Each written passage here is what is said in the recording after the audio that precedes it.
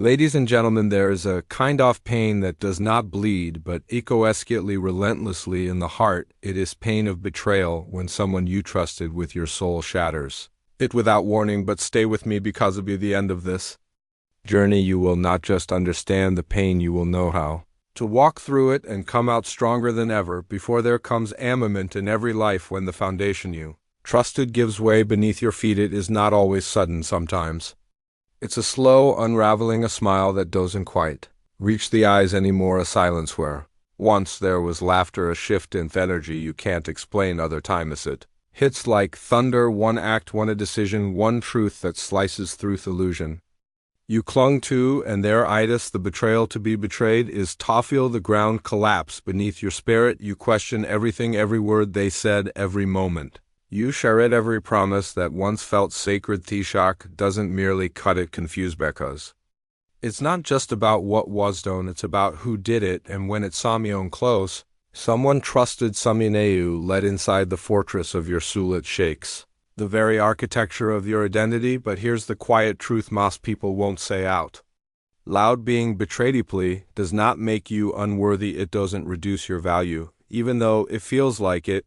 It doesn't mean you were a knave, even though you might blame yourself. And it certainly does not mean you were too much, too soft, too trusting, or too kind. No, betrayal is not a mirror of your worth. It is a reflection of their choices. You must understand this, not just with your mind, but with your spirit. Their betrayal was their failure, not yours. When someone lies, manipulates, or deceives, they are not revealing your weakness, they are revealing their own cowardice. The betrayal, no matter how personal it felt, was never really about you. It was about who they are when no one is watching, and sometimes people, the invisible wound, and your true worth cannot live up to the love they are given, not because you gave too much, but because they were never ready to receive something that real. And oh, how we attain that realization, how we twist and tangle ourselves in self-doubt, trying to figure out what we could have done it differently. That's the cruel trick of betrayal. It doesn't just hurt, it haunts. It causes you to question your instincts, your perception, your own heart. You wonder, was it all a lie? And that question burns because it challenges the very story you lived. But listen closely: even if they were dishonest, you were real. Even if they pretended, you showed up with sincerity. Even if they played a role, you lived the truth. There is nothing shameful about loving someone who turned out to be a stranger in disguise. If anything, that speaks volumes about your capacity to give, to trust, or believe in people. That is not weakness, that is courage. Most people are too afraid to possess what often gets overlooked in the aftermath of betrayal is the damage it does to your self-image. People internalize the pain. They begin to believe they somehow deserve to be deceived. That's a dangerous illusion. And if you allow that illusion to take root, it will grow vines around your future relationships, your sense of confidence or joy. So I urge you, reject it. Do not allow someone else's disloyalty to write your story. You are not defined by their inability to be honest. You are defined by your resilience in the face of their deception. The wound may be invisible, but it's real. It lingers in your silence, in your hesitation to open up again. But there's a strange power in it. You see, betrayal forces you to meet yourself on a level deeper than most ever reach. It's in that darkness where everything's been stripped away that you begin to realize something essential. You are still here. They may have betrayed you. They may have walked away, lied to your face, or left you to pick up the shattered pieces, but they didn't take you. They didn't take your soul. They didn't erase your light. They didn't strip you of the right to beloved fully, deeply, and honestly. That right is still yours. And though you may feel cracked and fragile now, remember this: some things break open not to fall apart, but to let something greater emerge, a deeper understanding of who you were, a quiet strength that was hidden beneath the surface, an awareness of what you truly deserve. Betrayal breaks trustees, but it doesn't have the power to break you unless you hand it that power. So don't surrender your identity to the pain. Don't let your worth be measured by someone else's inability to honor it. If they couldn't handle the truth of your soul, let that be their burden, not yours. Your value isn't up for negotiation. It never was, and it certainly isn't now. There is a silent sea that screams louder than any sound, a silence that falls after you've been betrayed. It settles like dust on grieving honestly. Not silent, live everything you once trusted. You wake up in the same room, but the air feels different.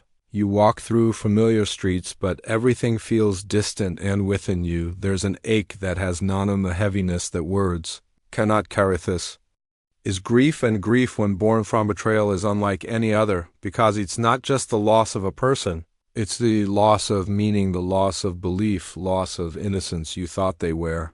One thing they turned out to be something else entirely. And so you mourn it just them, but the version of yourself that believed, that trusted, that upped. But here's the truth that must overlook: you must grieve, and not insolence, not behind a mask, not tucked away in the polite corners of society where people expect you to be strong. Fear is no honor in pretending you're okay when you're not. There is no nobility in swallowing your pain just to make others comfortable. Grief demands expression. It knocks on your chest at midnight. It presses against your throat during quiet conversations. It waits behind your eyes in moments when you try to smile, and if you don't give it voice, it will find other ways to speak. Through anxiety, through withdrawal, through numbness that robs you of joy. Use emotional wounds are not unlike physical wounds. If you ignore a deep cut, it fierce, it gets infected, it spreads, but if yuckly in it, even though it stings, it heals. So why then do we treat emotional pain as if it should be hidden, as if silence will somehow speed up the process? Yahave the right to break. You have the right to cry without explanation. Yahave the right to sit in the rawness of hut was lost without needing to justify it to anyone, because grief is not weakness. It is proof that you cared, that you invested something sacred, your heart, your trust, your truth, into someone who couldn't carry it. So grieve, scream into your pillow. If you must write letter seal, never send. Sit in your car and let the tears fall without shame. You are not falling apart, you are falling through. And on the other side of this pain is clarity. You will see things you once missed. You will understand patterns once ignored, and most importantly, you will begin to understand yourself in ways you never did before, because when betrayal cracks your world open, grief walks, and not only to mourn the past but to reintroduce you to who you really are. It strips away illusion. It strips away the expectations you placed on others to complete you, to validate you, to protect you when that question burns, because it challenges the very story you lived. But listen closely: even if they were dishonest, you were real. Even if they pretended, you showed up with sincerity. Even if they played a role, you lived the truth. There is nothing shameful about loving someone who turned out to be a stranger in disguise. If anything, that speaks volumes about your capacity to give, to trust, or believe in people. That is not weakness, that is courage. Most people are too afraid to possess what often gets overlooked in the aftermath of betrayal. The damage it does to your self-image. People internalize the pain. They begin to believe they somehow deserve to be deceived. That's a dangerous illusion, and if you allow that illusion to take root, it will grow vines around your future relationships. Your sense of confidence is your joy, so I urge you, reject it. Do no tallow someone else's disloyalty to right. Your story, you are not defined by their inability to be honest. You are redefined by your resilience in the face of their deception. The wound may be invisible, but it's real. It lingers in your silence, in your hesitation to open up again. But there's a strange power in it, too. You see betrayal forces you to meet yourself on a level deeper than most ever reach. It's in that darkness where everything's been stripped away that you begin to realize something essential. You are still here. They may have betrayed you. They may have walked away, lied to your face, or left you to pick up the shattered pieces, but they didn't take you. They didn't take your soul. They didn't erase your light. They didn't strip you of the right to beloved fully, deeply. And honestly, that right is still yours, and though you may feel cracked and fragile, now remember this: some things break open not to fall apart, but to let something greater emerge, a deeper understanding of who you are, a quiet strength that was hidden beneath the surface, an awareness of what you truly deserve. Betrayal breaks trustees, but it doesn't have the power to break you unless you hand it that power. So don't surrender your identity. The pain, don't let your worth be measured by someone else's inability to honor it. If they couldn't handle the truth of your soul, let that be their burden, not yours. Your value isn't up for negotiation. It never was, and it certainly isn't now. There is a silence that screams louder than any sound, assailants that falls after you've been betrayed. It settles like dust on grieving, honestly. Not silent, live everything you once trusted. You wake up in the same room, but the air feels different. You walk through familiar streets, but everything feels distant, and within you there's an ache that has none of the heaviness that words cannot carry. This is grief, and grief when born from betrayal is unlike any other, because it's not just the loss of a person, it's the loss of meaning, the loss of belief, loss of innocence you thought they were. One thing they turned out to be something else entirely. And so you mourn it just them, but the version of yourself that believed, that trusted, that upped. But here's the truth that must overlook: you must grieve, and not insolence, not behind a mask, not tucked away in the polite corners of society where people expect you to be strong. Fear is no honor in pretending you're okay when you're not. There is no nobility in swallowing your pain just to make others comfortable. Grief demands expression. It knocks on your chest at midnight. It presses against your throat during quiet conversations. It waits behind your eyes in moments when you try to smile, and if you don't give it voice, it will find other ways to speak. Through anxiety, through withdrawal, through numbness that robs you of joy. Use emotional wounds are not unlike physical wounds. If you ignore a deep cut, it fierce, it gets infected, it spreads, but if yuckly in it, even though it stings, it heals. So why then do we treat emotional pain as if it should be hidden, as if silence will somehow speed up the process? Yahave the right to break. You have the right to cry without explanation. Yahave the right to sit in the rawness of hut was lost without needing to justify it to anyone, because grief is not weakness. It is proof that you cared, that you invested something sacred, your heart, your trust, your truth, into someone who couldn't carry it. So grieve, scream into your pillow. If you must write letter seal, never send. Sit in your car and let the tears fall without shame. You are not falling apart, you are falling through.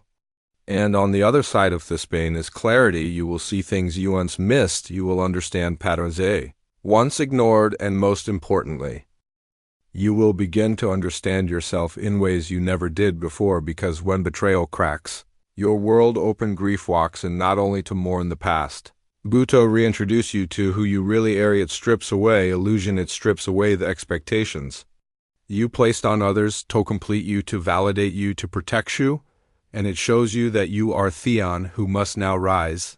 There will be Daishun. It all feels too much when the Morias replay like broken records, when you miss what never really existed.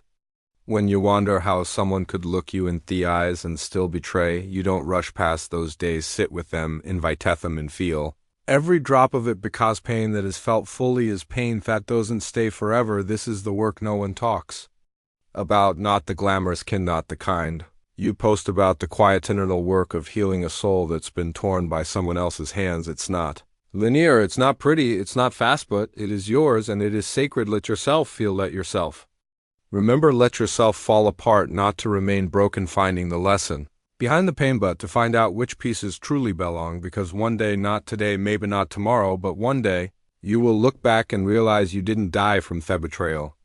You didn't vanish from the heartbreak. You faced it, you felt it, and you lived through it. That is a kind of strength they will never understand. Acquiesce. Powerful, unshakable strength that can only come from walking through the fire and refusing to be consumed. So if you're hurting, let it show. If you're grieving, let it breathe, because this grief, this sacred sorrow, is not a signal of your failure. It is the first sign that healing has begun. When you've been betrayed, the wound does more than bleed, it whispers in the silence that follows storm. There is a voice buried within pain, a quiet voice, a patient one, and though you may not hear it at first, it is there, waiting for you to bestel enough, present enough, honest enough, to finally ask not why this happened to you, but what it came to teach you. Pain is a cruel instructor, but it never arrives without purpose. Betrayal is no exception. It tears away veil, it exposes the cracks we refusato see, the red flags we convinced ourselves were decoration. The patterns mistook for fate, and it hurts God how it hurts. But what if this wound is not only a mark of what was taken, but a map toward what must now be built there? Isolways, a lesson buried beneath the aconite, the kind of lesson taught by words or books, but the kind that breaks you open so something deeper can enter, and it rarely presents itself. When you're in the middle of the chaos, it comes later, after the crying, after the sleepless nights, after the soul-searching that strips you bare. That's when the truth begins to speak. Sometimes the lesson is this: you gave too many chances. Tassumian, who only deserved one yokenfust potential with reality. You fell in love with what someone could be, not with what they truly were. And there is no shame In that it means you see the good in people, it means your heart hopes, it means you believe love could change them, but not everyone wants to change and not everyone is willing to meet you where you are, and that's where Thelison rises not in bitterness, but in clarity. You begin to realize that boundaries are not walls, they are gates. They don't keep people out, they filter what gets to stay, and when you don't have it them, when you let anyone walk into your inner sanctuary without discernment, you risk giving sacred parts of yourself to people who treat them like disposable things. The wound teaches that no Deverian is capable of loving with the same depth as you do not. Everyone understands loyalty, honest availability, and that mismatch is not your fault. But it is your responsibility to recognize it. It's easy to point fingers, easy to focus solely on the betrayal, but that's only half the story. Other half is the reflection, the self-examination, the courage to ask yourself, why did I allow this person so close? What did ignore? What did I silence within myself just to keep them beside me? There is power in those questions, not to shame you, but to awaken you, because once you see clearly, you cannot go back to blindness. Once the veil is torn, once the pattern is revealed, once the lesson becomes loud enough, you rise, not just to escape the pain, but to live differently. Of it, the wound also teaches Yohat love is not, it is not manipulation, it is not silence when you cry for honesty, is not someone praising one day and discarding you the next. Love is not earned by diminishing yourself. It is not proven by how much pain you're willing to tolerate. Love true love begins with how you treat yourself. Thetis, the deepest lesson betrayal teaches if you're willing to learn that you are not here to chase people into Valuinju. You are not meant to beg to Bekosen, you are not required to Bekomesmiller just to fit inside someone else's comfort zone. The wound teaches you to return, to come back to yourself, though. Remember the version of you before thee broke your trust, before you doubted your voice, before you thought your emotions were too much. You start to build, not from what they left you with, but from what they never had the power to touch. Your integrity, your digniture, soul. Yes, they betrayed you, but Thelison is yours, and when you learn it, truly learn it, you begin to see the pain as less of a punishment and more of a purification. It burns away the illusion, melts the false attachments. It calces you into a deeper form of truth, and that truth liberates you. There will come a day when you look at the person in the mirror and say, I know better, now I see better, now I choose better now. And that awareness earned through fire becomes your compass. It becomes the light you carry into every future relationship, every boundary you draw. No, you speak without guilt, every eyes you offer with care. This was not just betrayal, this was education. A brutal one, yes, but one that turned pain into wisdom and wisdom into power. They're letting go to reclaim your power is a weight we carry that no one sees, a burden so silent it hides even from morsels. It is the weight of what was done to us, the betrayal. We did not deserve, the apology we never received, and while time moves forward, we often don't. We stand still, frozen in that moment when everything changed. They moved on, but part of us stayed behind, trapped in a story that no longer deserves to be here. Home. The hardest thing to realize is this: you can be right and still be stuck. You can be justified in your pain and still be paralyzed by it. You can tell story 1,000 times and be hard understood, validated, and still the issue remains. Why? Because retelling the story isn't the same as releasing it, because healing does not arrive simply through justice or clarity. It arrives through something much more difficult, much more misunderstood. Letting go is not forgetting, it is not pretending the thing happened, it is not an act of weakness or submission, it is not saying what they did was okay. It is saying what they did will no longer have control over me. You see, when someone betrays you, they take something, trust in a sense of fate, maybe even love, but when you carry that betrayal every day, when you're play the moment, the words, the choices they made, you give them something they never even asked for, your power. And Thetis, the quiet tragedy that too many care not the betrayal itself, but the surrendering of their own strength long after the wound was inflicted. Letting go is reclaiming that strength. It's drawing a line between who you were before the betrayal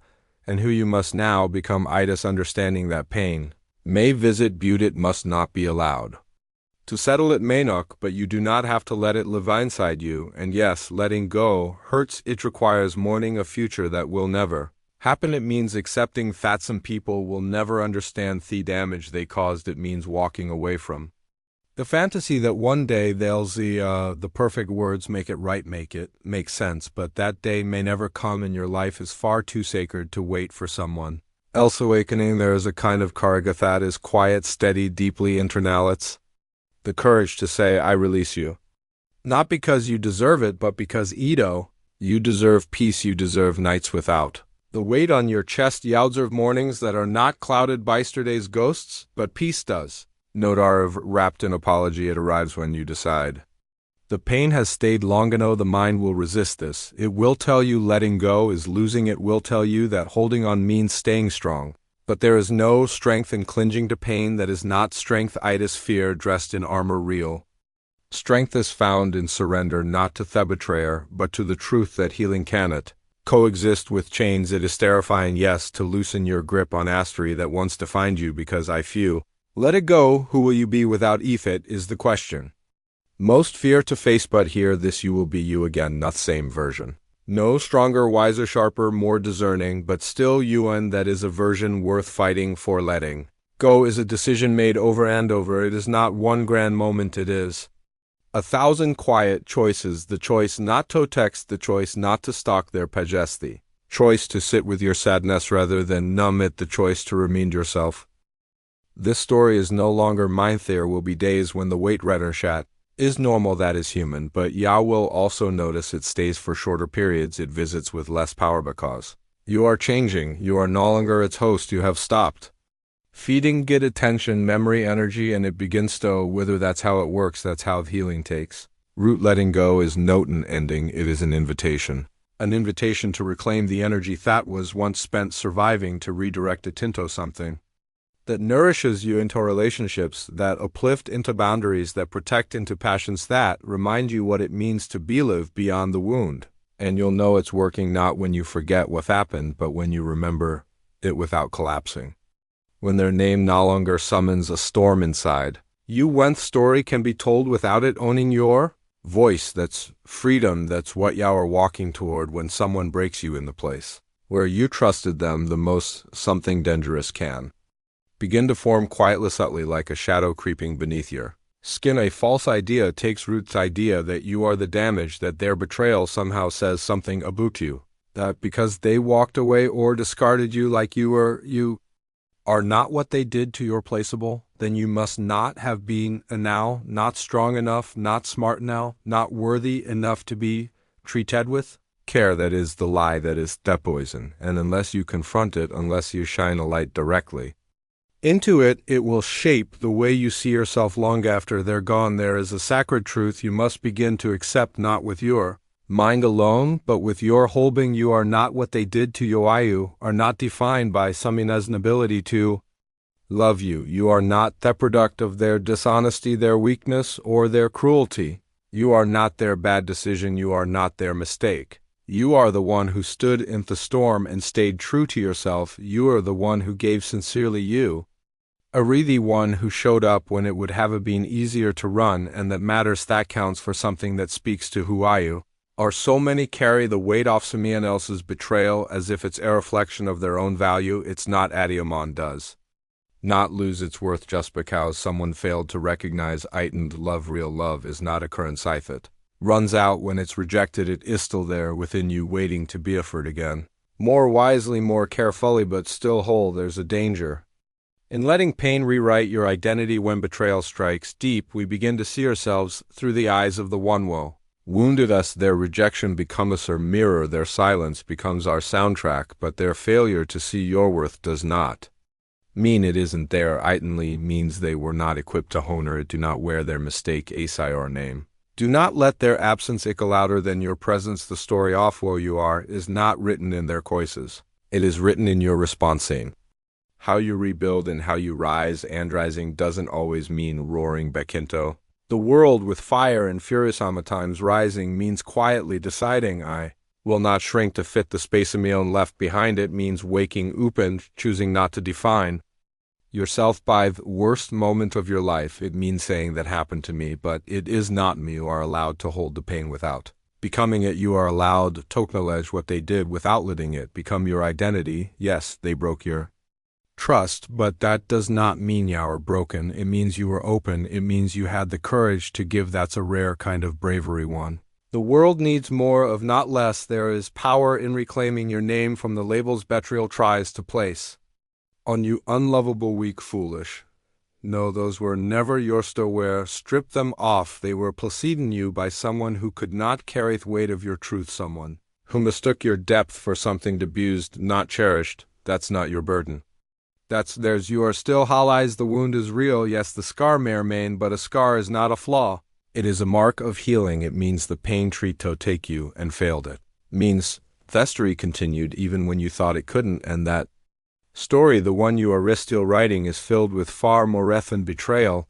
It holds resilience, scenes, growth, compassion, strength. It holds a person who has faced darkness and is still choosing to walk toward the light. You do not need to prove your worth by being perfect. You do not need to earn love by sacrificing your boundaries. You do not need to carry pain to remind yourself of what you survived. Let yourself live beyond the moment thathered. You let yourself remember who you were before they made you question Iden. If you've forgotten, that's okay. Fate version of you is not gone. They are still inside you, waiting patiently to be remembered. You will meet yourself again as you were, but as you've become a stronger, deeper, clearer, more rooted in truth. They may have written a chapter in your story, but they are not the author you are. And your story is far from finished. There is something sacred in the soul of a person who has been hurt deeply, yet still chooses to remain soft in a world that rewards armor, applauds distance, and teaches us to protect ourselves. By becoming colder, it is an act of profound courage to keep your heart open to heal, not into stone. Butinto, something living, something whole. When betrayal happens, it leaves more heal, but never hardened than just pain. It leaves a choice, acquiesced, invisible choice. We make each day. Will we become like the one who hurt us? Will we close our hands around our hearts and vow to never let anyone close again? Or will we walk through the fire, feel every ounce of the burn, and still choose to come out not bitter, but a livid? Is tempting, isn't it, to harden, to numb, to build walls so high that no one can ever touch the parts of us that variance so tender. After all, you opened your door and someone stormed through it. You trusted, and they broke that trust. You gave love, and it was mishandled, misused, or thrown away. So it would make sense to hush it all down, to silence the parts of herself that feel too vulnerable, too exposed. But what kind of life is that? A life lived in emotional exile, a life where no one can hurt you, but no one can reach you either. There is a deeper kind of strength, the kind that says, I have seen the worst of people, and I still believe in the good, not blindly, not naively, but with eyes wide open. That strength is not loud. It doesn't shout from rooftops. It lives quietly in Theon, who chooses kindness even after cruelty, and the one who sets boundaries not out of fear but out of wisdom. In Theon, who loves again, not because they forget the past, but because they remember what it feels like to be loved and refuse to become the same. To heal without hardening is to understand that pain is a teacher, but not a ruler. That what happened to you may have shaped your path, but it does not own your future. That the moment you begin to protect your soul by shutting it down, you also begin to suffocate the parts of yourself that give life meaning. Yes, it is wise to learn to grow, to recognize red flags, to trust your instincts, to stop over explaining yourself to those who never really listened in the first place. But wisdom should never come at cost of wonder. The world is still filled with beauty, with people who will see you, hear you, honor you in the ways others fail to. Don't let someone's betrayal be the reason you stop believing in connection. Let it be there as an you become more intentional, more selective, but not more bitter. The most powerful people I have ever encountered were not those who towered above others or moved through life untouched. No, the most powerful were those who had been broken open and still chose to stand with grace. People who had every reason to be angry, but chose compassion instead. People who had lost so much but never lost themselves. There is no weakness in your tears, no shame in your softness, no flaw in your sensitivity. This world needs more people who feel deeply, who care without calculation, who give without keeping score. And if you are one of those people, do not apologize for it. Protect it. Protect your tenderness liketh rare treasure. It is, yes, protect yourself, but do not imprison yourself. Eyes closed doors that need to be closed, but do not lock your heart away and throw the Key into the sea you deservedo feel life fully, not just in safety but in joy and warmth in connection. It is possible to carry both strength and softness to speak truth with love toic away from what hurts you without letting it change who you are. At your core, that is the real victory, not just serving the betrayal, but choosing to remain human after it. Let your healing visible, let it be known not by the armor you wear, but by the wisdom in your eyes and the openness in your soul. Let people say they've been through something, but they didn't let it destroy the light in them. There is no power like the power of a person who has felt pain deeply and still chooses to live with an open heart. That kind of person is unstoppable. That kind of person change us world one act of grace at a time. Closing reflections, becoming whole. Again, ladies and gentlemen, you may be broken today, but broken things still shine in light, and you will rise not in spite of the betrayal, but because of it. Let today be the day you stop bleeding from what they did and start healing Ginto who you're becoming. Thank you.